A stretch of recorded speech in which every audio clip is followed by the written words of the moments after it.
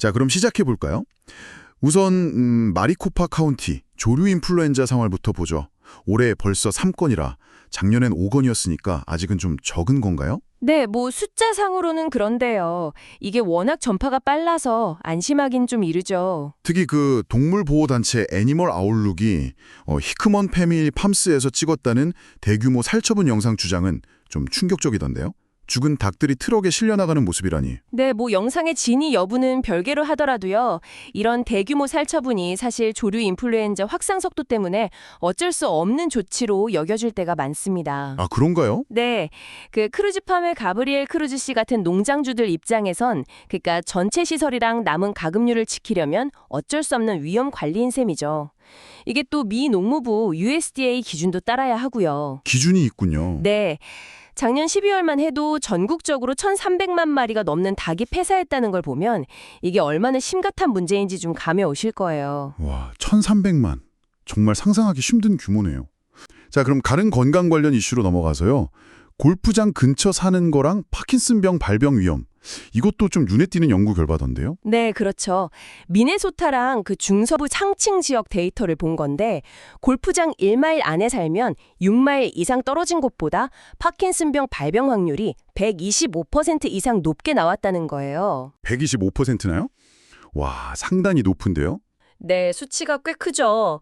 연구진 그 베로우 신경과학 연구소의 브리트니 크레지아노프스키 박사팀은 아마도 골프장 살충제가 지하수로 스며드는 게 원인일 수 있다고 보고 있어요. 아, 살충제. 근데 중요한 건 이게 애리조나에서 한 연구는 아니라는 점이에요. 아시겠지만 애리조나는 건조해서 미네소타나 위스콘신 이런 데보다는 살충제를 덜 쓰거든요. 그래서 같은 결과가 나올지는 좀 지켜봐야 합니다. 그렇군요. 지역적 특성을 고려해야 한다는 말씀이시네요. 네, 맞아요. 지금 전국 데이터 분석 중이라고 하니까 그 결과를 기다려봐야겠죠. 알겠습니다. 그럼 이번엔 좀 다른 분위기로 지역사회 안전 문제로 가볼까요? 스코츠데일에서 잡힌 콜롬비아 국적 절도단 소식. 와, 이건 진짜 무슨 영화 봤던데요? 아, 네, 그 사건 말이죠. 7명, 남성 넷, 여성 셋. 네. 근데 수법이 정말 음식 배달원으로 위장해서 집주인 있나 없나 보고 한 명은 또 개 산책시키면서 망을 보고 그 사이에 다른 사람들이 담 넘어서 들어가고 정말 조직적이네요. 맞아요. 워싱턴에서 오리곤, 캘리포니아 거쳐서 애리조나까지 온 걸 보면 이게 보통 계획적인 게 아니죠. 노린 물건들도 보면 뭐 고급 디자이너 제품, 현금, 귀중품, 심지어 캘리포니아에서 훔친 걸로 보이는 프렌치 불도그까지 있었다고 하니까요. 개까지요. 네, 근데 이게 캘리포니아 당국에서 제보가 와서 경찰이 미리 알고 감시 작전을 펼쳤다고 해요. 드론의 잠복 형사들까지 동원해서 그들이 머물던 에어비앤비 숙소에서 잡았고요. 아, 에어비앤비에서요. 네, 7명 다 2급 주거 침입 혐의고 또 불법 체류 상태라고 알려졌습니다. 그전 ATF 특수요원이었던 버나드 제이포라는 분은 이게 여러 주에 거친 범죄라 어쩌면 연방 차원 수사로 커질 수도 있다고 보더라고요. 그럴 수도 있겠네요. 이웃 주민 증언 들어보니까 뭐 중무장한 경찰들이 들이닥쳤다고 하던데 현장은 정말 긴장감 넘쳤겠어요. 네, 그랬겠죠. 린다 테이버 씨 증언이 있었죠. 자, 이렇게 좀 무서운 소식도 있었는데 분위기를 바꿔서 피닉스에서는 아주 기분 좋은 행사가 열린다고요? 602 데이. 이름도 재밌어요. 네, 맞아요. 피닉스 지역 번호 602를 기념하는 날인데요. 올해가 두 번째인데 작년보다 참여 업체가 2배나 늘어서 250곳이 넘는데요. 와, 2배 나요. 대단하네요. 네, 뭐 6.02% 할인이라든지 특정 상품을 $6 2센트에 판다거나 $6 2센트를 할인해주는 식으로 혜택이 많다고 합니다. 오, 재밌네요. 6.02. 그렇죠. 다이아몬드백스 경기 티켓이나 그 라임 스쿠터 하루 이용권, 랜디스 도넛 같은 유명한 곳들도 참여하고요.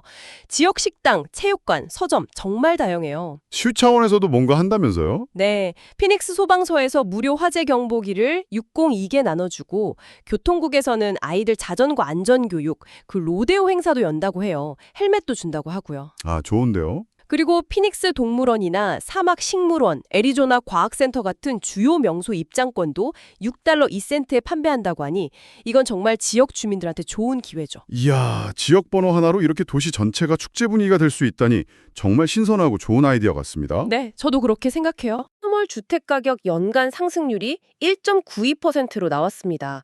이게 몇 년 전에는 뭐 33% 넘게 막 급등하고 그랬었잖아요. 네, 엄청났었죠. 그거에 비하면 이제 확실히 좀 안정적인 정상 상태로 돌아가고 있다. 뭐 이렇게 볼 수 있겠죠.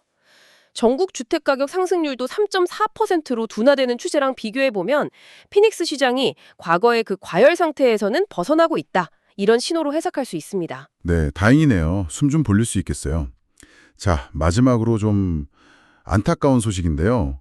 작년 여름 그 기록적인 폭염 때 레이크 하바스 보트에서 사망했던 4개월 아기 사건 있잖아요. 아, 네, 기억납니다. 그 사건 관련해서 검찰이 결국 부모를 기소하지 않기로 결정했다고요. 네, 맞습니다. 그 주된 이유가 증거 불충분하고 또 사망 원인에 대한 부검 결과가 좀 상반되게 나왔기 때문이라고 해요. 아, 부검 결과가 달랐군요. 네, 마리코파 카운티 검시관은 환경적 열노출 합병증, 그러니까 폭염 때문에 사망했다고 본 건데 다른 병리학자들은 아기가 영유한 우유 때문에 질식했을 가능성이 더 높다고 봤다는 거죠. 아, 의견이 갈렸군요. 네, 이렇게 전문가 의견이 갈리니까 법정에서 유죄 판결을 받아내기가 어렵다고 검찰이 판단해서 결국 사건을 종결하기로 한 겁니다.